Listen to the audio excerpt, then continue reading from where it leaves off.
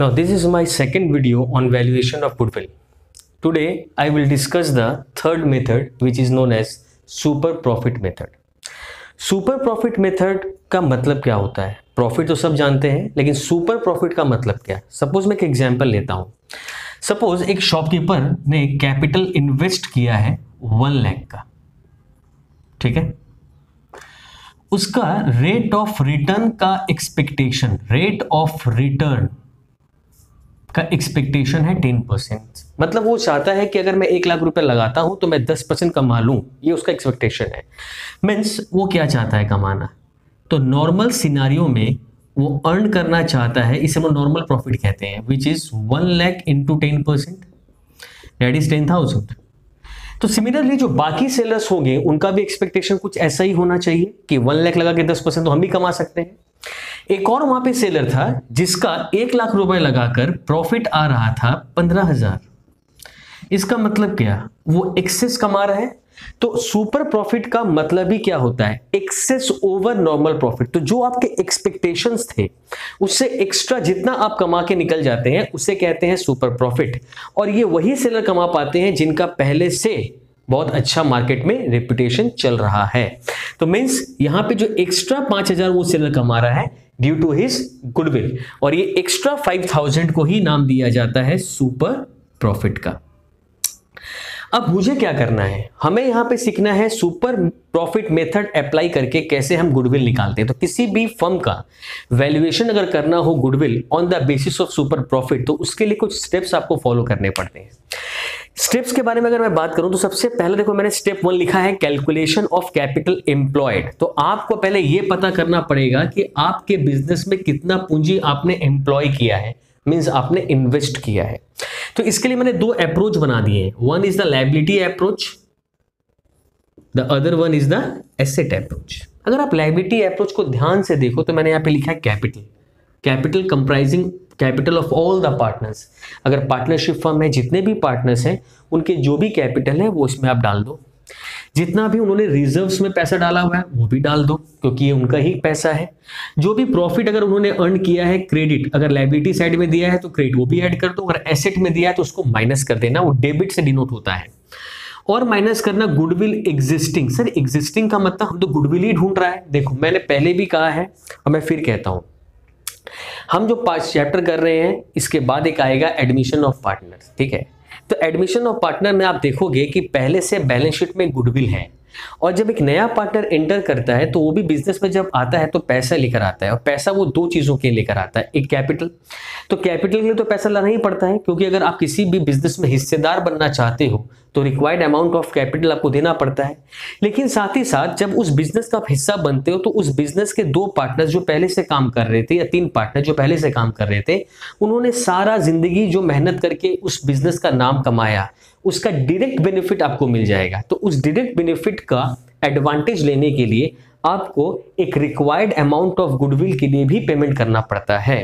तो वहां पे आपको 2 गुडविल नजर आ जाएंगे, एक जो ऑलरेडी बैलेंस शीट में एग्जिस्टिंग है और एक जो न्यू पार्टनर ला रहा है. तो ये जो मैंने लिखा है गुडविल एग्जिस्टिंग, जो पहले से ही बैलेंस शीट में दिया रहेगा, और वहां पे वर्ड लिखा रहेगा एग्जिस्टिंग गुडविल या goodwill already exist in the books. तो आप ये समझ लेना ये ओल्ड गुडविल है, उसको आप निकालोगे. फिर माइनस करोगे non trade investment. Sir non trade investment आपको 2 तरह के नजर आ सकते हैं. One is the trade investment which is related to your nature of business, और एक होगा नॉन ट्रेड. नॉन ट्रेड का मतलब होता है जो आपके बिजनेस नेचर का नहीं है, आपने कहीं दूसरी जगह पे इन्वेस्टमेंट किया. सपोज आपने बैंक में फिक्स डिपॉजिट खुला रखा है, वहां से आपको इंटरेस्ट अर्निंग हो रहा है, म्यूचुअल फंड्स में पैसे लगा रखे हैं आपने, तो वो होते हैं नॉन ट्रेड इन्वेस्टमेंट, और वो कैपिटल एम्प्लॉयड के पार्ट नहीं होते हैं, क्योंकि वो पैसा आपने बिजनेस में यूज नहीं कर रहा है. Minus fictitious assets. तो फिक्टिशियस एसेट्स के नाम पे यहाँ पे डेफर्ड रेवेन्यू एक्सपेंडिचर आपको माइनस करना है, जिसका आपके सिलेबस के हिसाब से फॉरमोस्ट एग्जांपल है advertisement suspense. Advertisement suspense class 11 में भी आपने सीखा है, एक ऐसा खर्चा है जो कंपनी एक लमसम अमाउंट एक सर्टेन पीरियड ऑफ टाइम के लिए कर देता है, लेकिन उसका बेनिफिट आने वाले कई सालों तक कंपनी एंजॉय करता है. इसलिए इसको डेफर्ड रेवेन्यू एक्सपेंडिचर कैटेगरी में रखा गया, और इसको हम लोग कैपिटल एम्प्लॉयड के कैलकुलेशन करते वक्त माइनस कर देते हैं. तो ये था आपका लायबिलिटी अप्रोच. अब आइए आप थोड़े से एसेट अप्रोच में. कैपिटल एम्प्लॉयड आपको दिया हुआ है, फिर ऑल एसेट्स, जितने भी आपके बैलेंस शीट में एसेट्स हैं सबको आप जोड़ दीजिए, लेकिन उसमें से एग्जिस्टिंग गुडविल, फिक्टिशियस एसेट्स और नॉन ट्रेड इन्वेस्टमेंट्स को क्या कर दीजिए, माइनस कर दीजिए, बाहर निकाल दीजिए।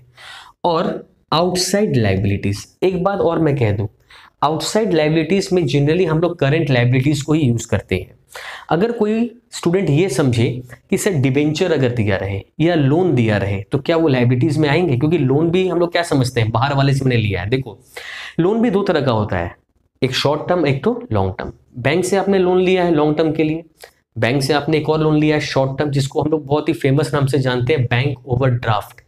तो वो बैंक ओवरड्राफ्ट जो होगा वो आउटसाइड लायबिलिटी की कैटेगरी में रहेगा, क्योंकि जनरली कोई भी बैंक आपको ओवरड्राफ्ट फैसिलिटीज जो देता है for a period of 12 months देता है, इसीलिए आपका काम होता है अगर कोई भी आउटसाइड लायबिलिटी दिया उसको माइनस करेंगे। लेकिन ये बात ख्याल रखना, कोई भी लॉन्ग टर्म लायबिलिटी को यहां से माइनस नहीं करेंगे।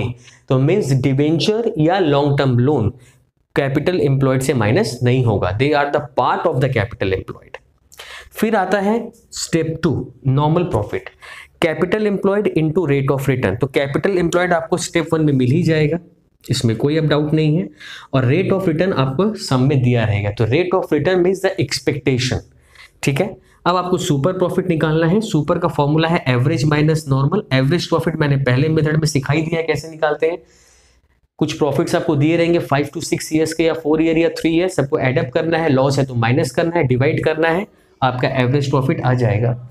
नॉर्मल आप यहाँ से निकाल ही लोगे, जस्ट डिडक्ट कर देना, सुपर आ जाएगा। और फिर वही number of year of purchase, तो कितने सालों तक आप एंजॉय करने वाले हैं ये भी क्वेश्चन में दिया रहेगा। Just you have to multiply the super profit with the required number of years of purchase, तो उसको करने से आपको सुपर प्रॉफिट मिल जाएगा, तो गुडविल मिल जाएगा। तो ये होता है सुपर प्रॉफिट मेथड का थ्योरेटिकल कॉन्सेप्ट। तो हम लोग सम करते हैं एक ठो सुपर प्रॉफिट पे। आप देखो क्वेश्चन नंबर 20 है टीएस ग्रेवाल बुक का। Rakesh and Ashok earned a profit of ₹5000। तो राकेश और अशोक का अर्निंग है 5000, ये है एवरेज प्रॉफिट। तो अगर आप देखो तो सोल्यूशन मैं करता हूं यहाँ पे, ध्यान देना। तो आप ऑलरेडी प्रॉफिट कितना अर्न कर चुके हैं 5000, दे इन्वेस्टेड कैपिटल ऑफ ₹25000। तो फर्म में इन्वेस्टमेंट उन्होंने किया है 25000 का। नॉर्मल रेट ऑफ रिटर्न कितना परसेंट है 15%। तो एज पर द स्टेप 1 में क्या देखते हैं हम लोग, कैपिटल एम्प्लॉयड। तो कैपिटल एम्प्लॉयड 25,000, क्लियर है। Number 2 normal profit.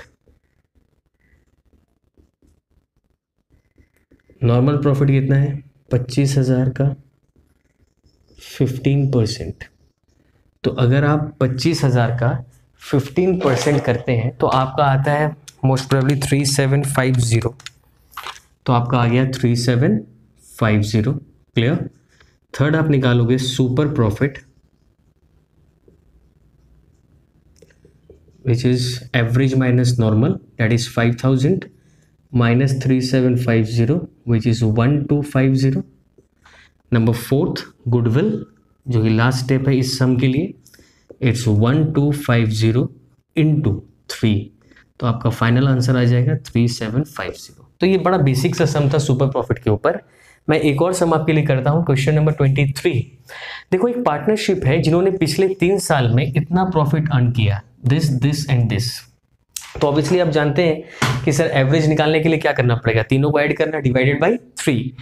Capital investment already दे दिया। तो देखो आप स्टेप 1 में कैपिटल आपको जब पता चल जाए तो आपका तो आधा काम वहीं पे खत्म हो जाता है। तो capital employed is equals to 4 lakh, clear है। चलो अब कोई भी स्टूडेंट क्या करेगा, पहले नॉर्मल प्रॉफिट निकालेगा। तो नॉर्मल प्रॉफिट निकाल लेते हैं। तो नॉर्मल प्रॉफिट कितना आएगा 4 लाख का 15%,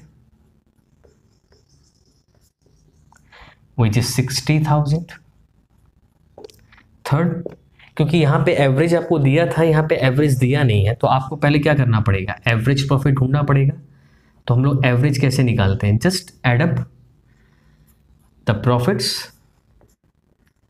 which is 230 plus 2 lakh plus 170 whole divided by 3।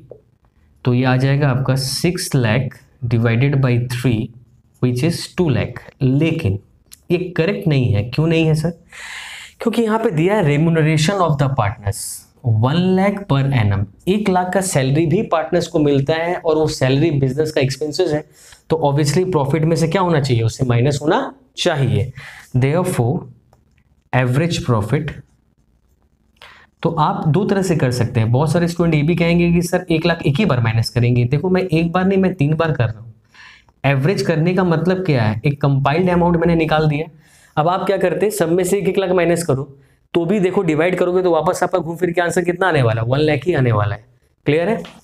Number 4 super profit आपको निकालना है, तो सुपर प्रॉफिट का फॉर्मूला आप जानते ही हो, average which is 1 lakh, normal which is 60,000, दोनों को माइनस करेंगे कितना आ जाएगा 40, and the last one goodwill.